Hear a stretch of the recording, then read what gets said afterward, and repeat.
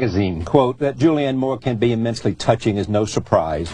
That Meryl Streep, again playing a contemporary New Yorker, has achieved a new flowing emotional immediacy at the age of 53 will shock no one. The revelation is Nicole Kidman as Wolf, tall, pale, severely beautiful, eyes cast down with an awkwardly darting energy and a sudden harsh anger as of an enormous bird disturbed in its rest. I am pleased to have Nicole Kidman at this table for the first time. Welcome. Thank you. Had you heard that before? No, I hadn't. Wow. That's David Denby. Wow. This An is enormous bird. disturbed at rest. Lovely, beautifully written. When they came to you about this, what appealed to you about this story from the Pulitzer Prize-winning book by I hadn't read the novel, so I just read it as a screenplay. I was actually preparing to do the others, and I usually won't read when I'm preparing, but my agent called and said, you have to read this screenplay, it's so good. And when I heard that David Hare had done it, I thought, and he's a friend, so I thought, okay, I'll take an afternoon and read it. And I just got swept up and thought, this is very, very powerful, and it has three really complicated, interesting women. And each character you can't decide which is better, you know, and that's unusual. Did you know a lot about Virginia Woolf at that time? I'd sort of encountered her at school and resisted her. I'd Yes. fallen in love with the Bronte sisters, and you know, that was my passion. George Eliot. So my discovery of her actually happened just prior to making the film, because I had to go and suddenly research her, and that has had an enormous effect on my life, actually. Her works. She came along. It's interesting because there was a line that was in the film. It's saying, the dead give us gifts, and that really resonated with me because Virginia gave me a gift at this time in my life by exploring just what she says about life, what she feels, her ability to sort of exist within her struggles and then let that feed into her art.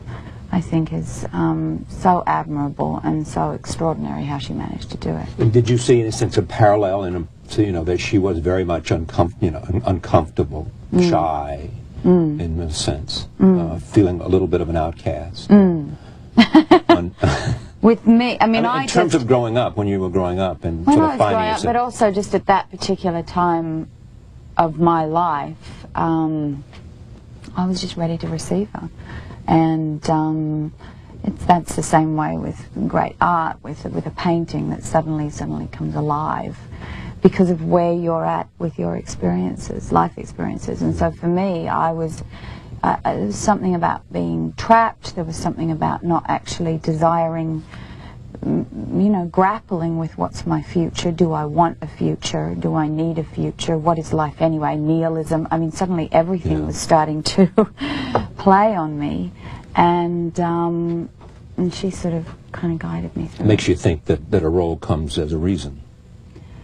I think you have to, at some stage, give over to, you just say, destiny. I mean, you give up your control pretty early on. I think as a person, once you can do that, once you say, life's going to deliver so many different paths, I'm going to be sort of carried along on them, and I can determine where I'm going, but part of you just has to say, hey, I'm here for the ride as well. Do you have a feeling now, I mean, you've earned this place, but you're on a roll because you're playing so many interesting women. If you look at The Human Stain, an interesting woman. You know, if you look at this. And then Cold Mountain. And then Cold Mountain, Ada is a fascinating woman. Done I mean, three in a row. Some great novels there. It's interesting because I've encountered Philip Noyce, Charles Fraser, and Michael Cunningham. So there's, you know, three extraordinary writers, and got to play women that they created. So. Take a look at this scene. This is a scene at the train station, because you said somewhere that this made you, reading this scene, made you want to do the movie. Yeah. Roll tape. Here it is. It is time for us to move back to London.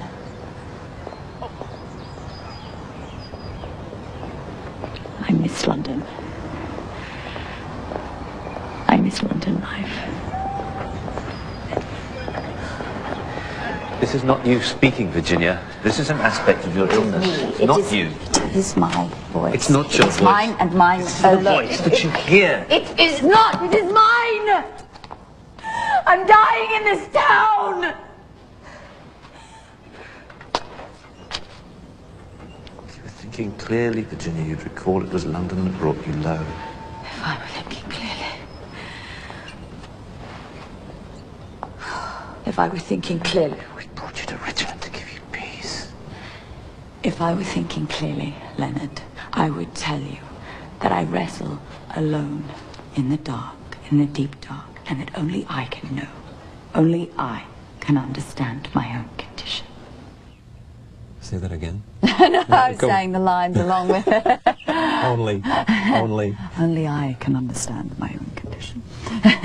You know people are going to watch this and hardly believe it's you because of the way, dark hair, the nose, voice. Right. How did you get up for this? I mean, what was the preparation for you? It was interesting because it was more, I think just I read so many of her letters and I read so much about her. I listened to a little bit of her voice and that didn't help me. And so I went into the rehearsal process still panicked. Yeah. You know, I was like, you get this panic as an actor where you think, oh, it's got to come soon, it's just going to come. Because you really don't want to force anything. And you wait for it to sort of seep into your skin, which is what happens. And I started the first hour rehearsal and we had a read-through, which I hate doing a table read because I'm dreadful at them and I never put any effort into them, and I'm so bad, and I can see the director and the producers get worried because they think, oh my gosh, she's we've not made a taking this seriously. a huge mistake. But then I met Stephen Delane and we sat, and within 2 hours, here who plays Leonard. within 2 hours, she was starting to come alive, and I was starting to feel her. So, and that's how actors should work. It's together that you create. And there was some sense, you coming off of, this is the first major role after the divorce, after the split? It was the only thing that I did last year, yeah. I pulled out of everything else. I tried to pull out of this, but I was not allowed. You were not allowed by? By a whole series everybody. Yeah, because they were so sure that you would. I think they just wanted me to work. It wasn't a huge amount of time. I was also, I had a knee injury. I was in a lot of pain and stuff. So I was like, it's like where your whole life collapses around you, and you just think, this is so insignificant and unimportant, and I don't want to go and do that now. I just want to be alone with my children and heal. So. Was it therapy? This role? Therapy? I think that's sort of almost indulgent to look at it as therapy. It was more like I was able to understand her on a very deep level, and therefore just say, well, you want to know something, I'm going to give everything I can to this, and I'm going to trust Stephen Daldry not to sort of abuse me with it. And he didn't. But your reputation is that roles exhaust you, that you give it all. Every one of them, people say. Directors who work with you say. I think... You give yourself over. Yes, I do. I think you're so lucky to be an actor, let alone an actor being given a great role. To show up and not honor that is so disrespectful to the thousands of actors out there, hundreds of thousands of actors out there who would die to play it, you know. So you have to go in there and say, I cherish this opportunity and I'm going to do everything I can to help the director achieve his vision. And that's why I love to work with directors that are deeply passionate about their work, obsessive. Sounds like Baz Luhrmann. Baz and Stephen and Anthony Minghella and Stanley Kubrick and Jane Campion and Lars von Trier. I mean, I want that experience. I really don't want to go in and feel like it's a 9-to-5 job. It's not why I do it. It exists within my soul, within my blood. And I denied that for a number of years because it was almost embarrassing to sort of admit that you have that commitment and that passion towards something. And also, you tend to say, well, it's just acting and it's ridiculous and it's sort of a frivolous sort of thing, you know, it's when I'm not doing any huge world contribution here. And then you have to say, well, no, art is important, and commitment is important, and the pursuit of excellence is important. So. But in these anyway, works, shut also, up, Nicole. well, no. These are works that also. I suppose for me, it's been based an on books that awakening. have something to say. Nicole Mountain has something to say. Yeah. Ada is a fascinating character. Oh, just a treasure. And clearly treasure. here there's something to say about... And Mingela's rendition of it too, and Charles Fraser has visited the set, and he was there, and I mean that's always quite daunting when the author comes, because you think, oh, is this how they envision her, and he was very supportive. But you know, Minghella is just extraordinary in how he created from Cold Mountain this woman, and then I come in and have to make her breathe, bring her to life. But they shot it in Romania. We shot some in America, and then the majority of it in Romania, because we got to get the 4 seasons actually within the 7-month time frame, because we needed snow, we needed summer, we needed everything in that space of time. It's an epic. Yeah. It was said about you shooting the hours that the water at the death scene, which is at the top of the film. Yeah. And most people know what happened to Virginia Woolf in 1941. You know? And then you go to the flashback of her trying to write Miss Dallin. You did it scene after scene after scene. The river was cold, they say. A very now, what strong does that current. say about you? That I'm mad. I mean, it's weird. I don't feel pain when I act. That's why I hurt my knee on Moulin Rouge, and I didn't even feel it for 3 weeks. And then I kept dancing on it, which was ridiculous. But I don't know, you just start to operate in a different realm. And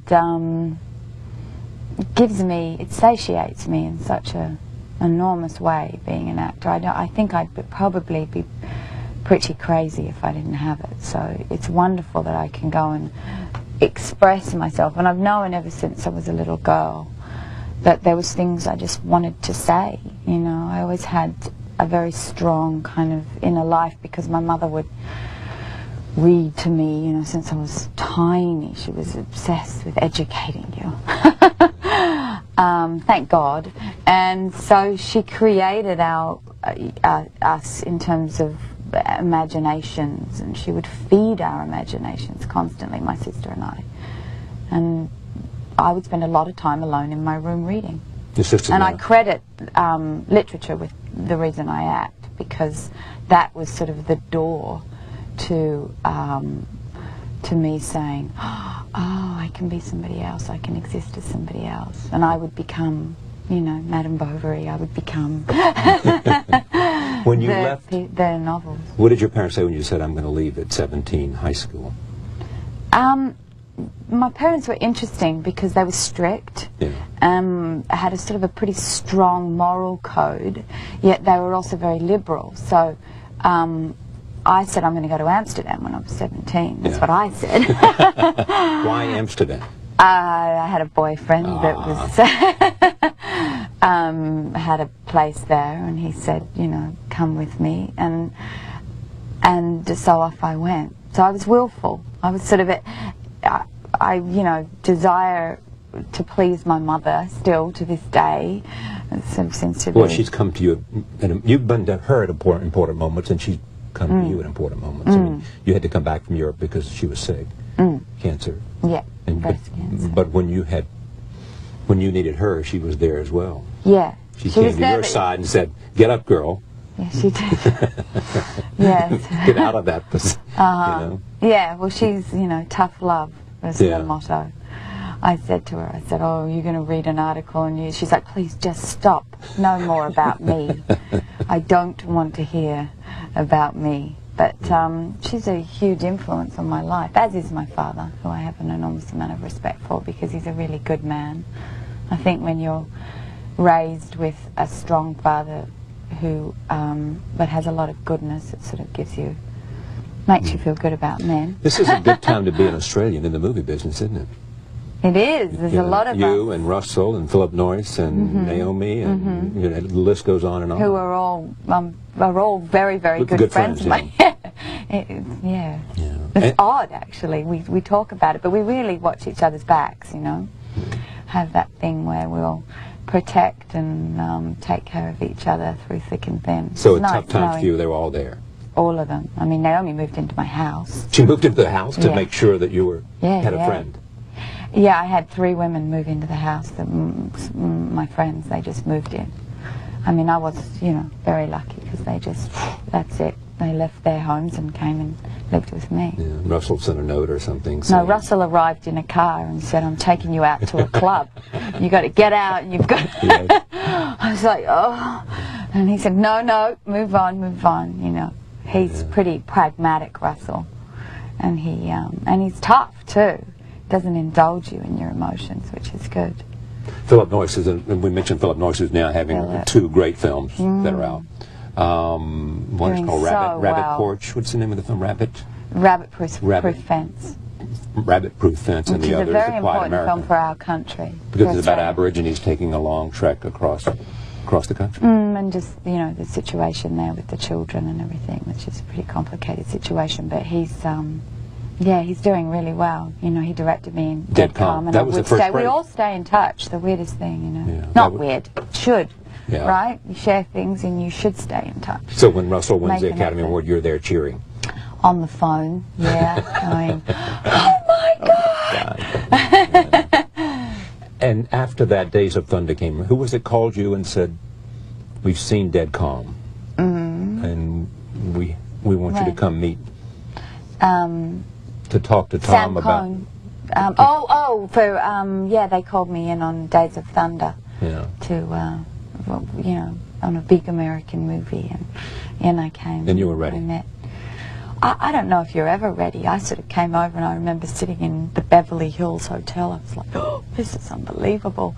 And I remember switching on the TV and there were like 62 channels. And you were I was used to frightened to 3. go or- out, actually. And then I went to New York City. They took me to New York and I stepped off the plane and I just went, oh, this is a dream. But then, of course, I went into the hotel room and didn't come out because I was too frightened. Ridiculous. And then you introduced to Tom. And then I met my ex-husband, yeah. And made that movie. Yes, yeah. And then sort of, you know, then I wanted to have a baby. And everything else goes out the window. And then in 93 always have very yeah. strong maternal kind of instincts, actually. Like ever since I was a teenager, I wanted to have a baby. More than Something. one. Yeah, You have 2. I have 2. Yeah.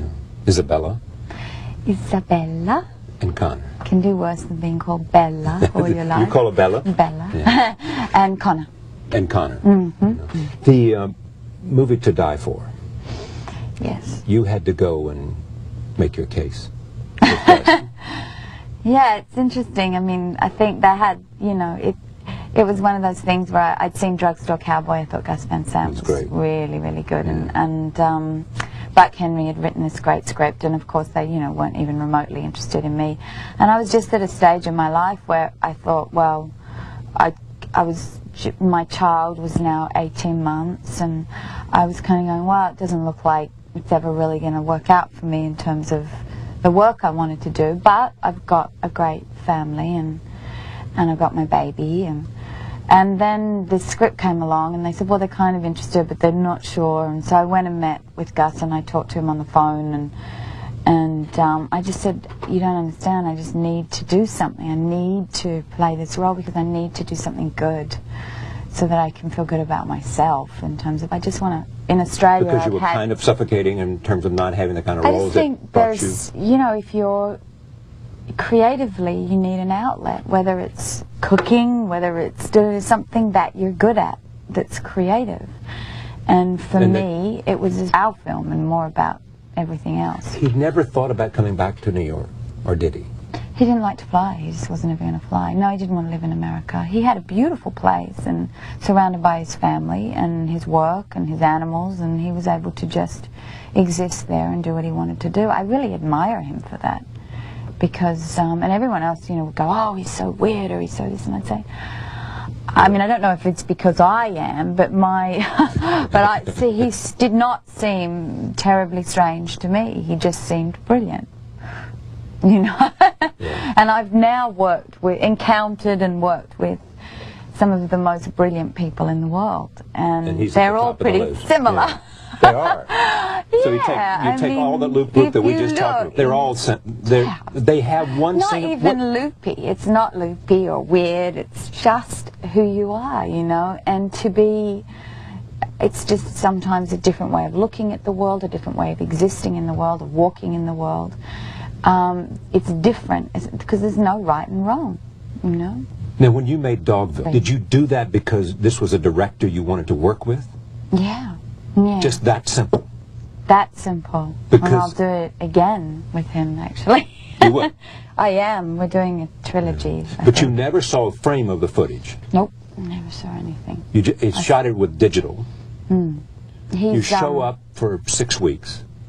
Well, longer actually. I was there for a couple of months, yeah. Yeah. Yeah, in the middle of Sweden, in this place called Trollhättan. And I take walks with Lars in the first week, and I thought, he's going to kill me. Yeah. He is going to kill me, because we'd go off into the forest. And it had been a long road getting there because I had not wanted to work. So I had passed on doing the film because I just wanted to be with my children.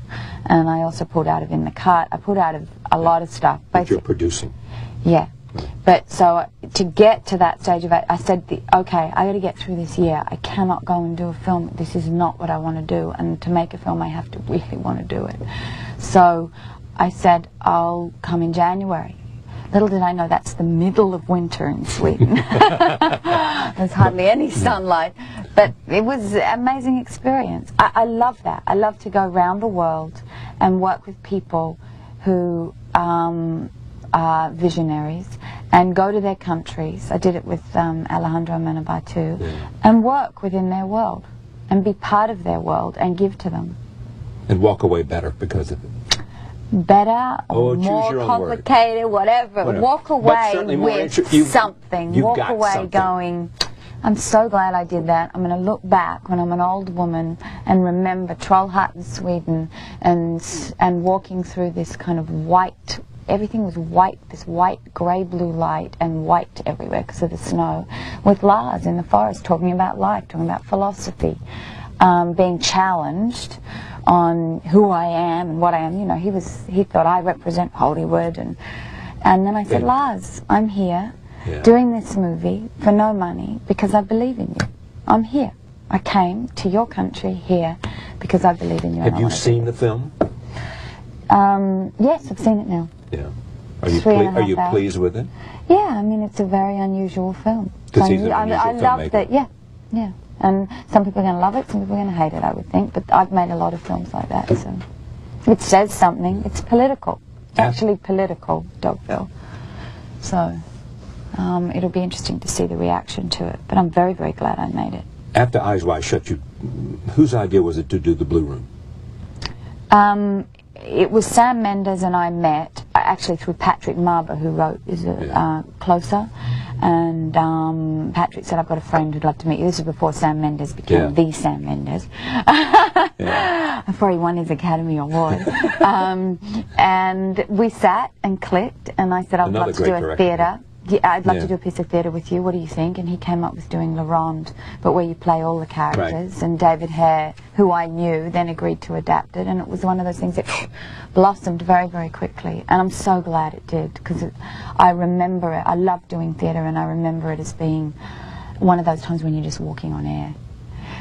Because it had been such a risk, and I've been so terrified by it. Terrified. And then to actually sort of push through that, and we got wonderful reviews, and it was just one of those things where you're doing 8 shows a week going, this is why I act. Roll tape, here's a scene from Blue Moon. Where was I?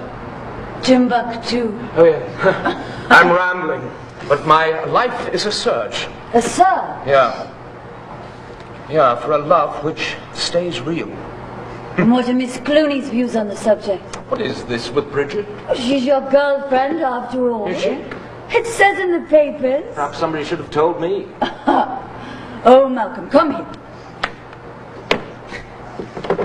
David Hare said that when you started, you knew nothing about acting in theatre. I'd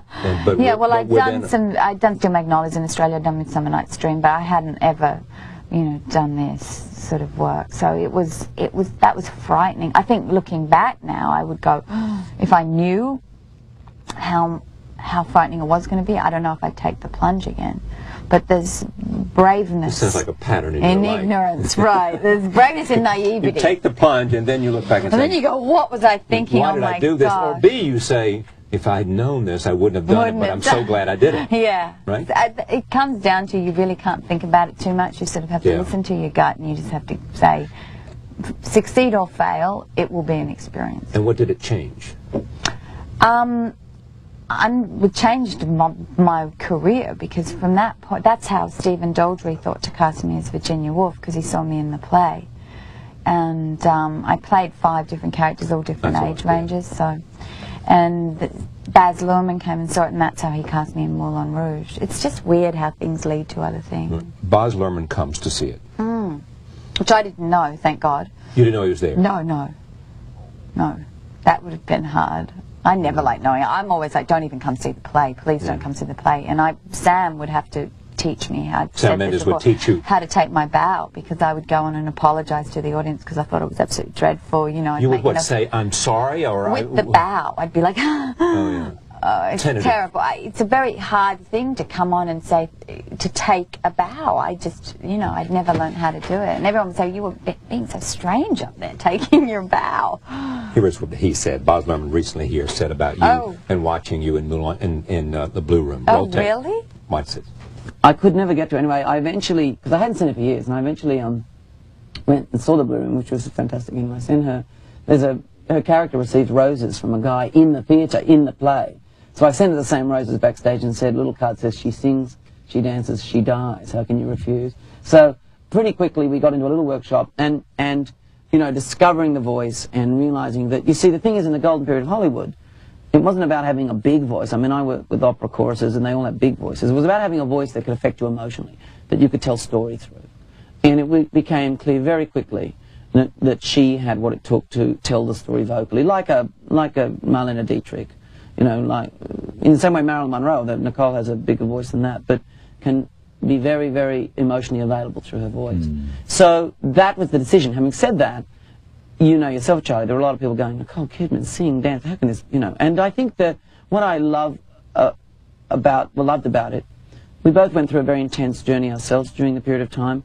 She is one of the she's inspiring in her ability to be so good when things are so bad and difficult. And I believe that in Moulin Rouge, it's not the only part of Nicole, because she is an actor, but that kind of warm, electric personality that is captured in that film, that wackiness, that humanity, that's a big part of her that she hasn't had the opportunity to reveal. We've only seen the tip of the iceberg. Correct, and that, if she comes in, you'll receive that probably in buckets, as opposed to, yes, indeed, she can be extraordinarily strong, she can be very precise, she can be regal, So what do you think of that? That's Baz. Bazzy. Bazzy. That's my... That's your Bazzy. I love him. Now, here's the question. Click, you meet people in life and you just click, and this is not just about a film, this is about a lifelong... a relationship, somebody who will be with you forever. And you'll be friends whether you make another movie or another play or anything together. There's a connection. Here's what I don't understand. Now, all these things, they're all the same. Do you view this as sort of, because you've got a series of roles, you were able to do things that even surprised you, perhaps? Or B, you knew all this talent was there, it's just that all of a sudden people realized it themselves because they saw you in roles they admired, No, I think you always think you can't act. I mean, you do? It's like... Because it's such an intangible thing, you're relying on your emotion, or how I work, it's all about feeling, so you just go, you never quite know if it's all going to come together. So therefore, the directors that you work with are the ones that, they sort of draw you out, they coax you out, they see things that then they, that you let them access, I suppose. And I mean, that's what happened with Baz and I. He says wacky. Well, he's the one that brings that out in me. But there is this sense that I'm not sure I can do this. Oh, all the time. Even today. Oh yeah. I mean, I'm about to start a film next year, and I'm thinking, oh my gosh, I have to go away, I have to be alone, I have to sort of sit with this, and you're so worried you're going to let the director down. You know, you feel so grateful that you've been cast. I mean, partly for me at this moment, I know that this whole time is fleeting, you know, so you don't want to get too attached to it even, because it's beautiful and it's, but it's fleeting. So you want to enjoy it and feel it and make sure you do whatever you can to give it flight. And be generous about it too. Just say, well, what will be, rather than trying to say, well, it has to be this or it has to be that. It's more just saying, okay, and then being willing to walk away from it too. You know, so that you have a full enough life that there's many other things in your life that you can do, and that you're family passionate and about. children and also friends just, and I mean, I would love interests. to go and write something eventually. I want to be a great cook. I love to cook. No, you're pretty good now. I'm okay. I'm not really good, but I love to do it. I mean, Sidney Pollack said a wonderful thing. He is a wonderful cook. And he said, you know, just that being creative with that meal once a day that can satiate you creatively. It's so true. So in terms of that, my life, I know my life is not this. This is a period in my life, and there's so many, you know, there's the next decade, and hopefully, you know, you never know, touch wood. But the next decade will be something different, probably. And that makes someone like Meryl Streep even more extraordinary, because it is gone, and you know, it's gone from decade to decade to decade. Yeah, and she also shows you how to do it, because she's managed to raise 4 children. She's managed to keep her integrity, her sense of humor, her wit. Especially her wit. Her wit. She has great wit. And to be a full person. I mean, when you meet Meryl, you say, this woman is rich. She has it. Right? And so she's not vacuous. There's so many things behind those eyes, and that is glorious to see, and it gives you great hope. You touched on this a couple of times. When the news came that your marriage was over, you felt... I started to twitch. No, but you felt fear, darkness, a sense of no sense of the future. You were scared about the future. Yeah, I mean, I had been in a wonderful 10-year relationship. 11. Since I was 22. Yeah. And so I didn't know anything else. And he was really my first major relationship, and that was all I knew, and I was sure that that was going to be all I knew.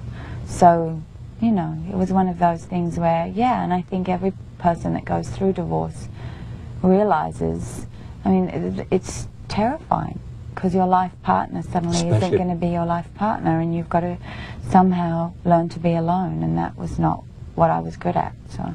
And that's when friends came and made sure you weren't alone in the beginning. Yeah, but partly now I look back at it, and you have to go, well, life gives you these strange things. I mean, there were so many other things too, because I had the health problem and the health problem. I lost my baby. You had the miscarriage. So many couple things. Of weeks. So it wasn't. I feel so embarrassed talking about it, but part of me says to talk about it, because you just say, well, it is part of my life, and it's there, and everyone's sort of read about it, and I will never ever deal with details on it because of my children. But you do say, well, I got through it, and you know, and life goes on. Because of friends and because of work and because of primarily because of family and friends. And then that's when your mother came to you and said, did not indulge me in any of my grief. Pick yourself up and get your act together. You got 2 children. Get down in that kitchen now and put, you know, and let them see that their mother is okay. So. And you let them see that. Yeah. And at some point in a relationship, you also come to the notion that I am a divorced person, and that I, you know, that life goes on. Yeah. It took a while to get there.